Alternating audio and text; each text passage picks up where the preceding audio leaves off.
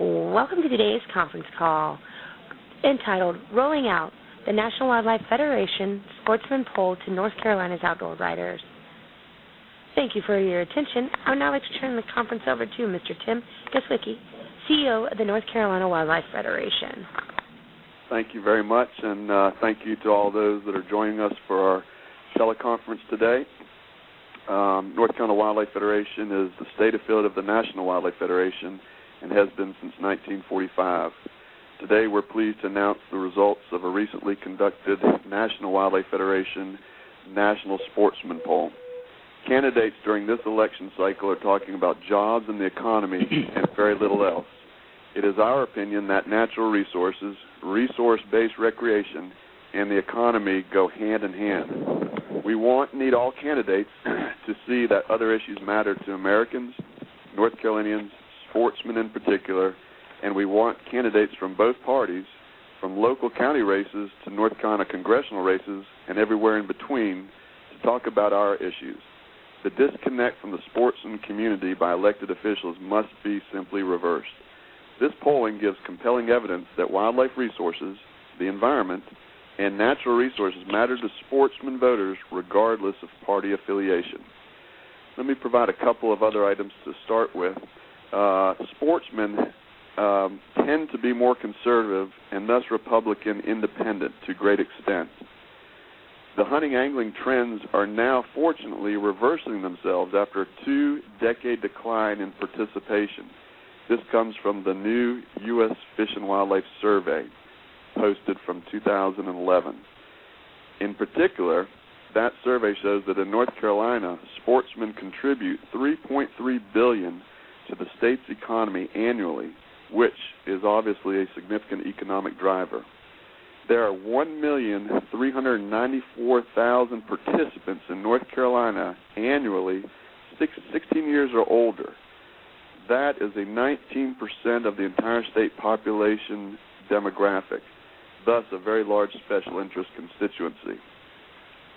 Today we have some very distinguished and respected speakers that will give their perspectives on the polling results as relates to sportsmen and North Carolina. First, a little about the poll. It was conducted by a Republican strategist firm, Chesapeake Beach Consulting, out of Maryland. The poll was conducted between August 23rd and September 1st of this year. The poll was a random selection of self-identified hunters and anglers and self-identified voters across the nation. A percentage of the parties polled are 42% Republican, 32% Independent, and 18% Democrat. I am pleased to introduce as our first speaker Mr. Dick Hamilton, retired former executive director of the State Wildlife Agency and certified wildlife biologist who brings a lifetime of experience to his current job, which is coordinating the North Carolina Wildlife Federation's Camouflage Coalition. Dick? Thanks, Tim. Good afternoon to everybody. You know, I'm not surprised at all that the recent national survey showed that sportsmen are strongly committed to sound conservation programs and policies at all levels of government. After all, as we've all heard so often and for so long, hunters and fishermen were the first conservationists, and they're still the best. This tradition goes back to the first great conservationist, who was Theodore Roosevelt, the 26th President of the United States. He brought his personal passion for hunting and fishing and his knowledge of the outdoors to the White House. President Roosevelt's conservation ethic formed the basis and the momentum for his founding of the National Park System and the other national land conservation programs that we all enjoy today. His leadership in conservation stemmed from his observations and experiences while he was hunting and fishing. This type of dedication to leadership is sorely missed today. Now we quibble over minute, mundane political issues while the big conservation issues are not even taken up. A recent case in point is the failure of Congress to renew the Farm Bill, which included many conservation titles and many benefits to farmers. Teddy Roosevelt rose above the clamor in Washington to make his mark for conservation, which is a mark that remains indelible even today. We can expect hunters and fishermen to be more keenly aware of the issues that confront conservation today by reason of the fact that they have more face time with the outdoors in natural settings when they're out hunting and fishing and pursuing their favorite activities. Sportsmen do not depend on the newspaper to learn about conservation issues such as climate change or water pollution. They simply use their senses to detect the changes and the problems. They know the natural state of things, and they can recognize differences when they see them. Sportsmen see the new bird that's brought here early by the warmer climates, and they miss the old bird that left us early, or it did not come at all. Sportsmen recognize the changes that warmer water temperatures bring to the fishing experience. Where once there was cold water fish, now they find only cool and warm water species. This change is slow, but it's perceptible to the trained eye of a fisherman. They know these changes if they're good or bad, and they're not shy to relate the problems to officials who will listen. The survey that we're talking about today shows that sportsmen support the Clean Water Act protections to wetlands and water courses, including small streams and wetlands. By overwhelming majority, they support the restoration of these protections. And the reason is they've witnessed the encroachment upon and the collective loss of valuable wildlife habitat and the erosion of water quality from piecemeal development of small streams and isolated wetlands which have no protection. Hunters and anglers want public lands to be protected and opened up for compatible uses, and they expect the same level of consideration when these decisions are made as is given to energy exploration, timbering, and grazing. Sportsmen strongly support the Second Amendment. They know that we must have energy to run our economy, but they're not willing to sacrifice conservation principles for these causes. This survey shows that sportsmen care strongly about gun rights, but an equal number associate the same level of concern to conservation issues. The survey shows that sportsmen understand and care about energy development, but they see a way to have more energy and the stimulus it creates through new jobs by the development of clean energy. Sportsmen do not oppose exploration for new energy sources, but they insist that it be done safely to protect the environment. And if this process goes bad by reason of negligence, as we recently observed in the Gulf, the sportsmen believe that the culprit should pay the restitution and reclamation cost.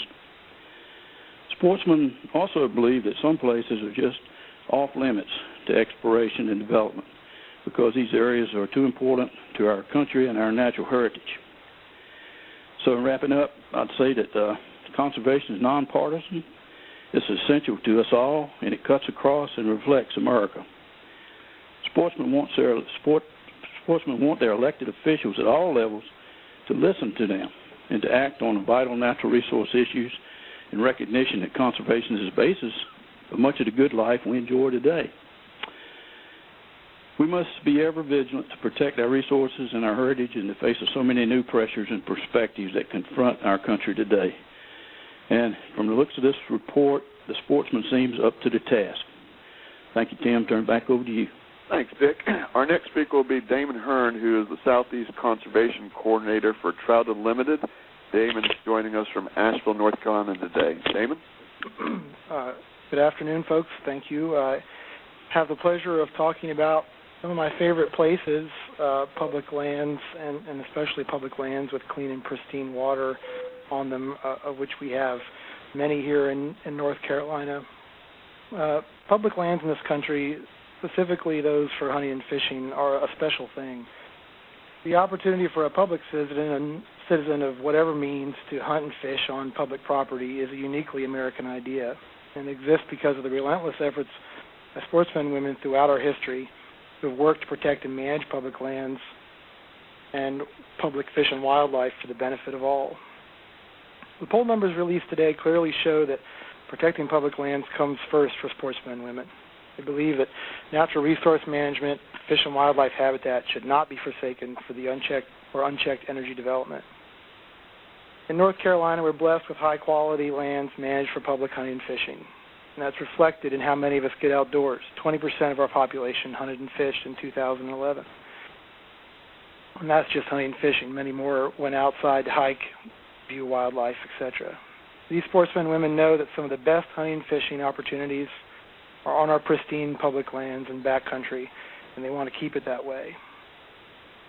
The poll shows that strong supermajorities, we're talking above 80%, want the federal government to make it a priority to conserve fish and wildlife habitat and manage public lands for fishing, hunting, and other outdoor recreation. By the same or higher margins, they want impacts on fishing and hunting, protection of wildlife habitat, and air and water quality to be duly considered before issuing oil and gas drilling leases on public lands.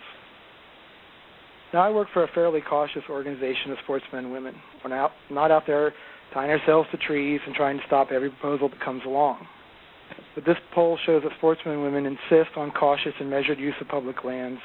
It does not come at the cost to hunting and fishing heritage or endanger the significant economic inputs in the pursuit of their sport. A study by North Carolina's Wildlife Resource Commission showed that mountain trout angling, for example, brings in $174 million a year to our state's economy and supports 2,000 jobs. Most of those dollars rely on the management of public resources for quality habitat and clean water. These sportsmen and women are not just fishing and hunting here in North Carolina. They travel out west on a regular basis to hunt for trophy elk and catch big native trout in the backcountry. You can't go to a TU membership meeting or any of our other sportsmen and women's meetings for that matter without someone regaling the crowd of their time out west. And if they're not out there this year, they're hoping to go next.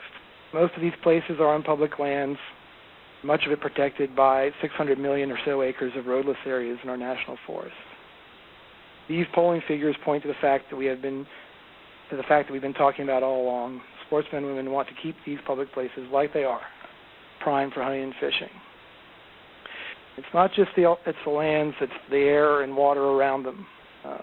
Sportsmen strongly want congressional action to strengthen protections for public land and clean water. Supermajorities say Congress should update the 1972 mining law to ensure public lands protected and royalties generated are used to clean up abandoned mines, by 82% in favor of those issues on this poll. And they want to restore the Clean Water Act protections to wetlands and waterways, including the smaller creeks and streams, to protect the health of important fish and wildlife habitat. That comes in at 79% in this poll. It's not just high polling numbers, it's deeply bipartisan. 94% of Democrats, 78 independent, 73% Republicans favor restoring the Clean Water Act protections to wetlands and waterways. Here in North Carolina, more than half of our citizens receive drinking water from public supplies that are fed by these at-risk streams. Pollution burdens the public drinking water treatment and costs a lot of extra dollars.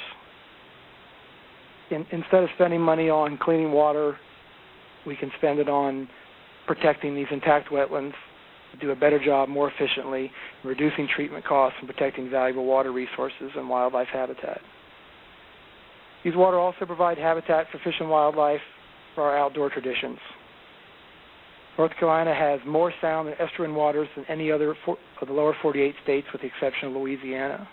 The wetlands along the coast provide wintering habitat for waterfowl and the Atlantic flyway, and other opportunities for bird watchers and waterfowlers alike. Western North Carolina trout streams are amongst the best in the entire country. It's clear that sportsmen and women across party lines and in great majority emphatically support conservation and protection of our most valuable and treasured public lands and the fishing and hunting opportunities they provide now and in generations to come. Appreciate your attention, and back to you, Tim. Thanks very much, Damon. Our next speaker is a former national president of Trout Unlimited, also the recipient of the 2007 Budweiser Fish and Wildlife Foundation Sportsman Conservation of the Year, and currently serves as the North Carolina Wildlife Federation affiliate representative to the National Wildlife Federation, Mr. Richard Mode. Well, thank you, Tim. First thing I want to say is amen to the previous speakers, particularly Dick Hamilton, the godfather of wildlife conservation in the state. I've had a terrific time working on federal and state policy issues that impact wildlife habitat since 1969. I've had the opportunity to work with three terrific sportsman organizations that champion wildlife conservation: Trout Unlimited, National Wildlife Federation, and North Carolina Wildlife Federation.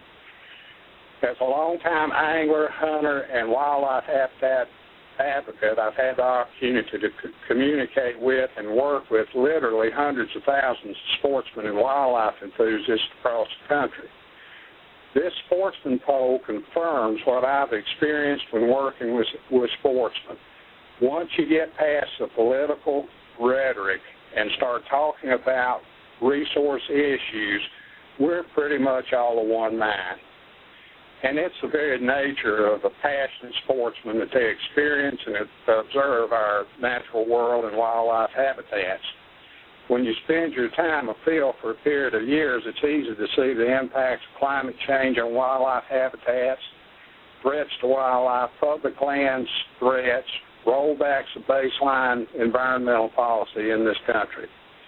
It's a consensus of the sportsman and wildlife community that wildlife habitats are changing and changing quickly, and that federal national resource policy threats are real and will threaten habitats, our economy, and our sportsman traditions.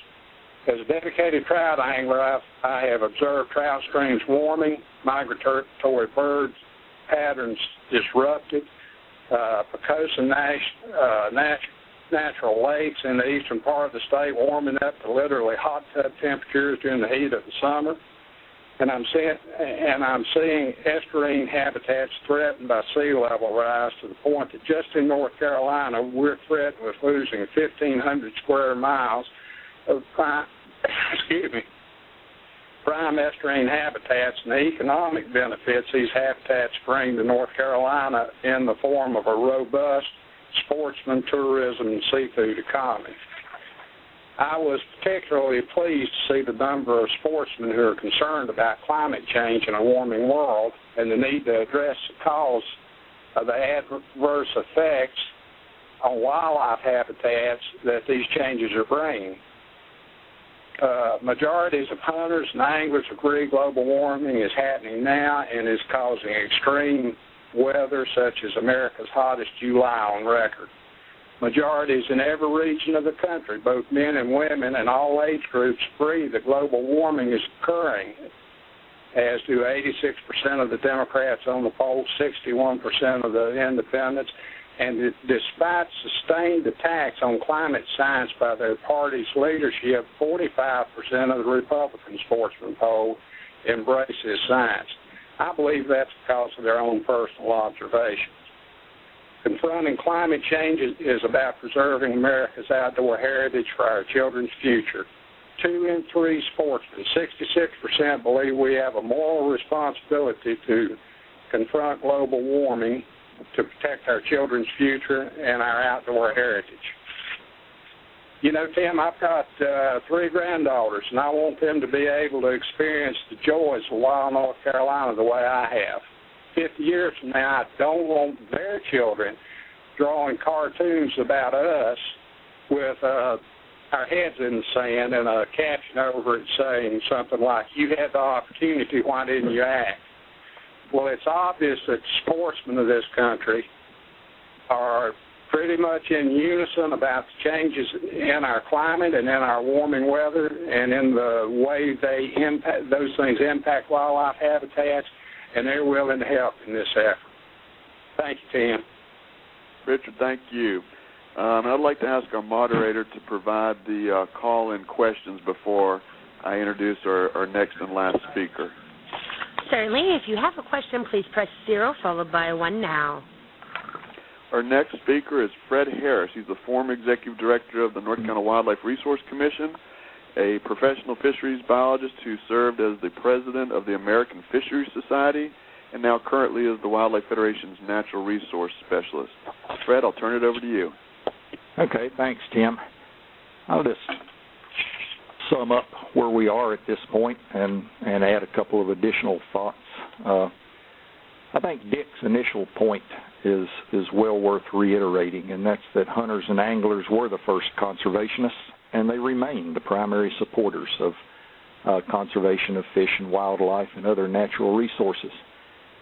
Interestingly, the survey showed that they are aware of the major issues, and I thought more interestingly, they do not see resource conservation and the protection of public lands to be inconsistent with economic growth.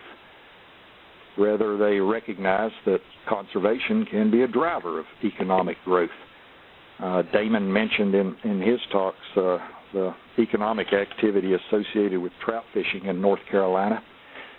And the recently completed National Survey of Hunting, Fishing, and Wildlife Associated Recreation showed that in North Carolina in 2011, 3.5 million people participated in some form of wildlife recreation.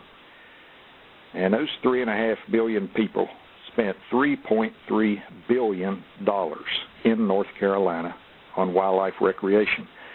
And about 2/3 of that $3.3 billion were spent by hunters and anglers, and the other 1/3 by wildlife watchers. So protection of public lands and clean water and wetlands are strongly supported by a bipartisan majority of hunters and anglers. As Richard noted, most hunters and anglers believe climate change is occurring, and for the reasons he gave, that's not surprising. They experience the changes where they hunt and fish. Both fish and wildlife populations are strongly associated with climate, and if you have climate change, then one of the first indications of that is changes in fish and wildlife population distributions, and we're seeing that now. And the hunters and anglers in the survey recognized that, and also they were concerned about its impact, not just on fish and wildlife, but on our children's future, and what the future holds for those. And you know, if you look to the future, about 90% of the hunters and anglers, according to the survey, think that children are not spending enough time outdoors. And they're concerned that lack of connection to the outdoors and to natural resources represents a substantial threat to future conservation efforts. And while that is very true, we think there is a basis for some optimism regarding kids' participation in the outdoors. You know, Saturday was National Hunting and Fishing Day, and there was a National Hunting and Fishing Day event at the Peckman Fishing Education Center down at Fayetteville, and at that event, somewhere between 200 and 300 kids, along with their parents, enjoyed a day of fishing and outdoor activities. And the activities ranged from archery to fly casting to kayaking to catching fish. There were exhibits on reptiles and raptors. It was the total outdoor experience. And you know, all of those kids had fun, and I think every one of them caught fish, even those that obviously this was their first fishing experience that they had ever had. And by the end of the day, they managed to catch fish. They had a great time doing it, and there was no doubt of that if you were there and just watching them and the expressions on their face. I concluded from that fishing and other outdoor activities can compete with TVs, computers, and video games if the opportunities for participation in fish and wildlife activities exist. And that's probably our greatest challenge is providing those opportunities. And in doing so, we'll help ensure that we continue to have well-informed, committed sportsmen that'll champion the conservation of natural resources. So in wrapping up, as we look at the political landscape today, both in Raleigh and in Washington, we see many attempts, many successful attempts to roll back good environmental legislation, wildlife habitat protection for public lands, clean air, clean water, and a general weakening of natural resource agencies, their abilities to protect those resources, principally through cuts in funding. And while all that is going on, we note that the candidates are not speaking to those issues during this election cycle. You don't hear that come up in ads on TV. I doubt we'll hear it expressed much, if at all, in the upcoming debates that we'll be experiencing. So we as sportsmen, we need to take our discussions and our concerns about these issues, take them from the hunting and fishing camps or the coffee shop where we talk to people, and take those directly to politicians of both parties along with our requests, that they address their positions on natural resources, and we need to express what our positions are. And we need to attend public meetings. We need to ask the right questions. We need to get the candidates to stake out a position so that sportsmen can be informed of the positions on those issues for candidates for office. And then we need to evaluate those candidates, and we need to communicate those positions to our friends so that we can all make good decisions in November when we go to vote. And with that, Tim, it's back to you. Brad, thanks very much. That's a great summation, and I appreciate you sharing that story of hope about the kids fishing, and especially that every kid caught a fish. I need to go to that fishing hole for sure. Thank everybody, and the poll results are included in the media advisory that we sent out. And if anybody has questions that they think of afterwards, they're welcome to call me at 704-332-5696. And we'll wish everybody a good hunting and fishing season, and thank you very much.